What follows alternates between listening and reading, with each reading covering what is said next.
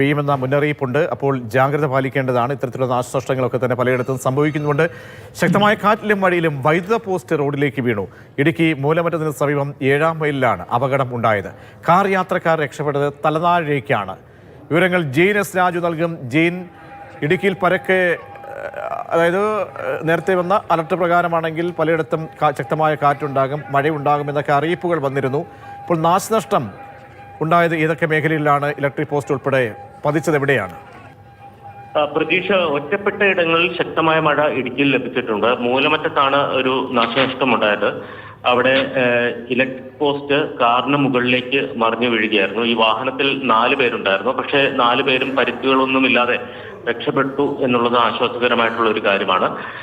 മറ്റിടങ്ങളിലൊന്നും കാര്യമായിട്ടുള്ള നാശനഷ്ടങ്ങൾ ഉണ്ടായിട്ടില്ല. ഇടുക്കിയിൽ ശക്തമായ മഴയ്ക്കുള്ള സാധ്യതയുണ്ട് എന്ന മുന്നറിയിപ്പുണ്ടായിരുന്നു.